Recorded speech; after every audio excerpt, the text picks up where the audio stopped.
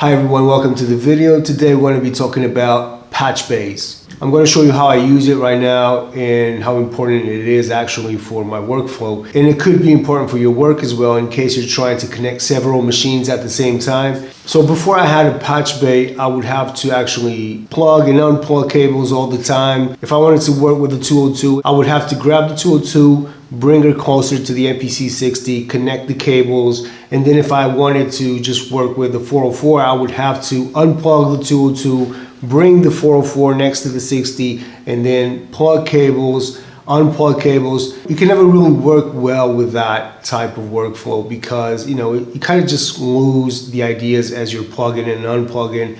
Samplers only have one or two inputs, so you always have to be plugging and unplugging cables all the time. I would have to be moving samplers from one side to the other, moving my synth from one side to the other.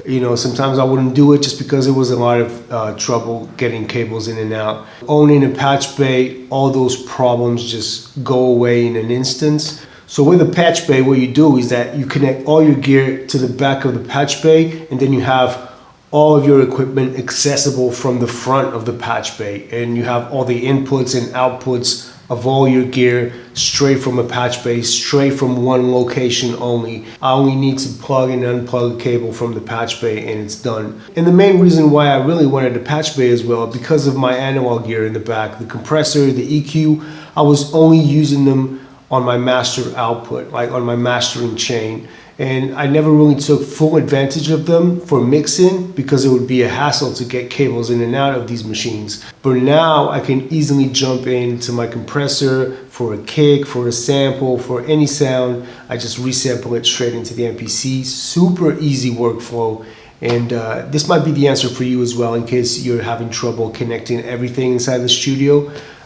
So let's jump into it. I'll show you how I'm using it. Here on the left side, I have my mastering chain, and on the right side, I have my samplers and synths. So on the side here, I have my mastering chain, and the way I have it set up is the exact same way I have it without the Patchbay. So I have the MPC going into the analog heat, from the analog heat going in to my analog gear there on the back, compressor, EQ, compressor again, and then into the audio interface.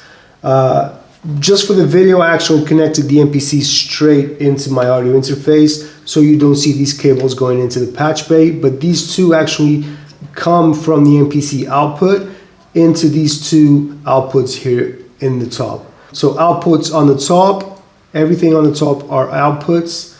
The bottom row, everything is inputs. So outputs of the MPC here going into the inputs of the analog heat, and then the outputs of the analog heat come into here and go into the Tegler, my compressor right there on the bottom inputs, right? So the bottom row, don't forget, are inputs. Then on the top right here, I'm missing a cable because I've been playing with this, but these two are my Tegler compressor outputs, and then on the bottom I have my EQ going into the inputs of the EQ, right? And then here on the top I have my EQ, my outputs of the EQ, and then on the bottom I don't have anything, but I'm going to connect the inputs of my other compressor. So you get the idea. Basically the way this works is that the top row comes in from the outputs and then it goes down into the inputs. So this is the way a Patchbay works, right?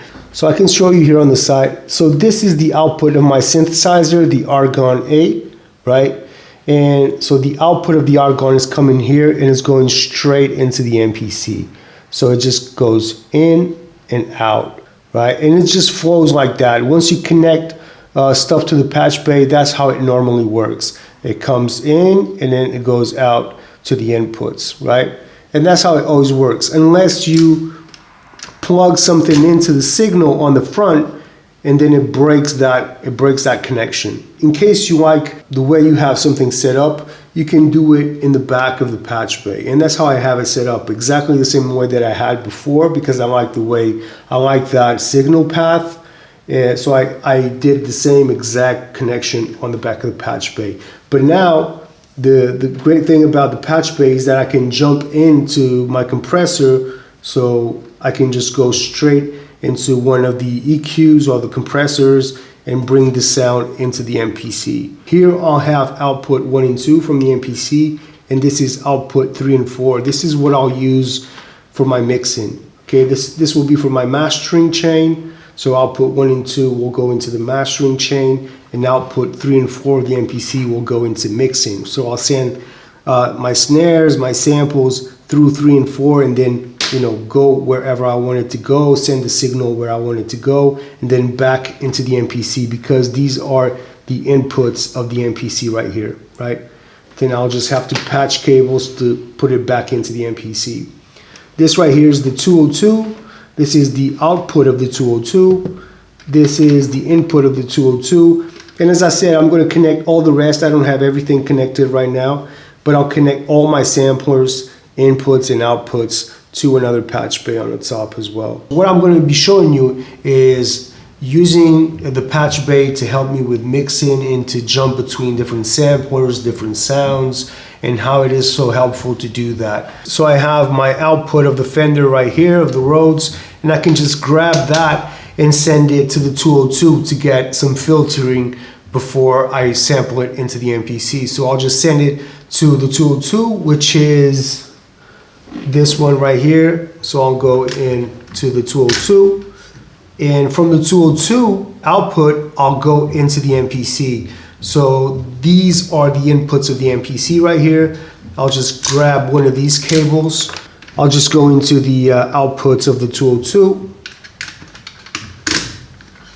into the MPC. Let's go into the sampler. I'm going to go into an audio track actually, and just going to choose 1 and 2. And when I play the Rhodes right now, I can sample the Rhodes through the 202 into the MPC. So that's one way of patching it, and it was super quick to do actually. So I just grabbed 2 cables, plugged into the 202, bring the 202 into the MPC. That was it. I don't need to be moving around samplers, doing different connections. It was just super quick to do that.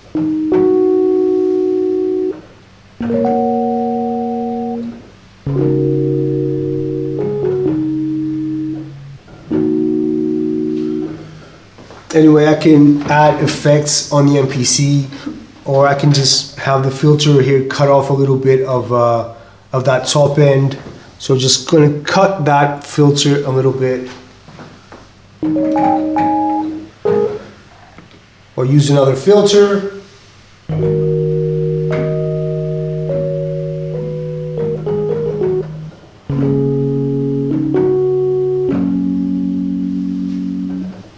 So yeah, different flavors. I could add an effect here. Let's add a delay to the Rhodes.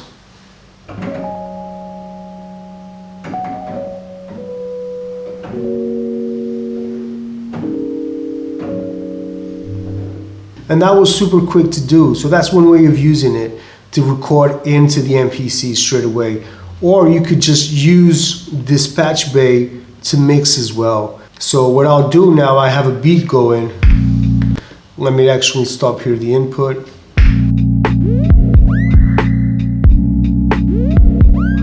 And let's say I want to use this to, I'm going to send the drums through the analog heat. So what I'll have to do is, because I'm using outputs 3 and 4 of the MPC, I'll use that. I have to send the entire program, my drums, through output 3 and 4. So let's go into the MIDI and say, those are my drums. I'm going to say output 3 and 4, which is this. So output 3 and 4 of the MPC going into the analog heat. It's already connected right there. So, okay, that's it. And then I have to take the output of the analog heat into the MPC. So that's easy. Let's just connect this. Boom, and now we have the drums with the sound of the analog heat. Okay, audio track.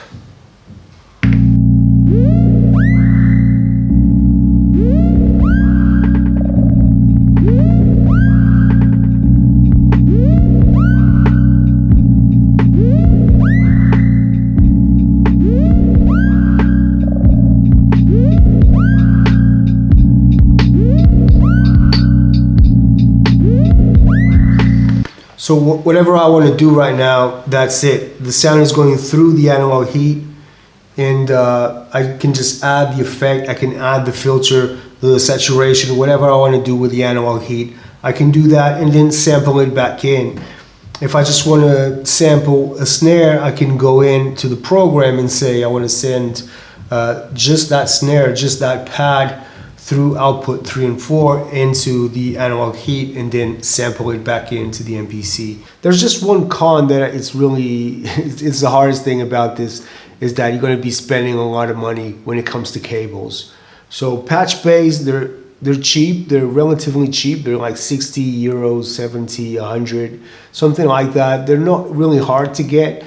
The problem is that if you want to connect all your gear to the Patchbay, probably going to be spending a lot of money with cables. I was doing the maths, and for me to connect everything like MPC 60, all the outputs from the 60, everything, for me to connect that and all of the gear, like all the inputs and outputs of my studio, everything really, to connect everything, all the inputs and outputs of all the machines in the studio, I was looking at 1,000 euros in cables. But I was going for the better brands of cables. I didn't buy cables yet. I'm using the ones I have in the studio. I will be buying cables as I go, as I connect machines into the Patchbay. But yeah, that's really where we're going to be spending a lot of money. And if you buy cheaper cables, it will be less than that, half than that. Depends on how many machines you have, obviously. But you know, expect to be spending a lot more money than what you pay for a Patchbay. So I just wanted to show you how everything now is connected. I want to say thank you as well for Ricky Tenius to putting me on this. I saw his video and it kind of inspired me to go and just jump for it. You know, I knew Patchbays existed. My brother owned one at a certain time, but I never really played around with it. I never knew how to use it.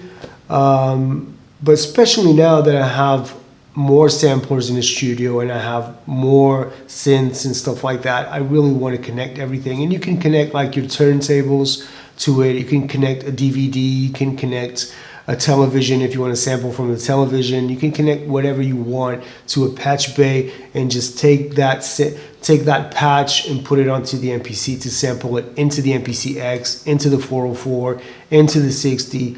So just that easiness, that workflow, it's so good right now. I'm super happy that I finally did it. I don't know why I never had it before, you know, but even if you have just like 3 or 4 pieces of equipment in the studio, it's always helpful to have. If you only have a sampler or 2, like there's not much you can do with that. But if you have more than 5 or 4 pieces of equipment in the studio, this might come in handy real quick. So I'm super stoked that I have this right now. And yeah, let's see how I'm going to start working with this, especially for mixing, especially to take the advantage of those machines in the back, the EQs that I never used for mixing, the compressors.